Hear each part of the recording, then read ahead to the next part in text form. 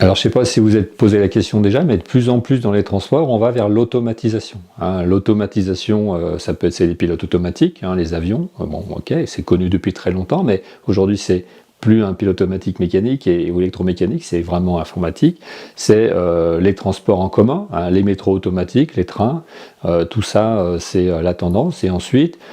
c'est aussi la capacité pour les taxis, les véhicules de fonctionner tout seuls et donc de se déplacer tout seuls parmi la population.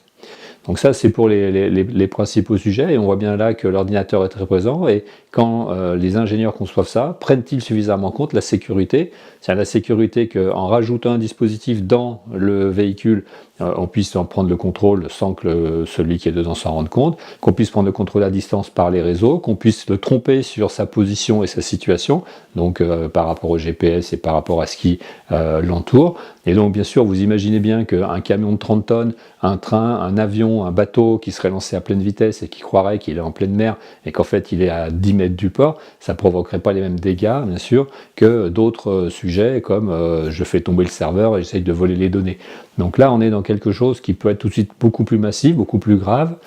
qui nous rappelle les sombres années des prises d'otages d'avions hein, qui ont eu lieu à ce moment-là, mais là, ça serait des prises d'otages sans preneur d'otages, ça serait tout simplement à distance, de pouvoir dire, bah voilà, si vous faites rien, je vais provoquer cet accident, ou de toute façon, comme vous faites, je vais provoquer cet accident, et cet accident peut être massif, parce que ça peut être plusieurs milliers de personnes simultanément.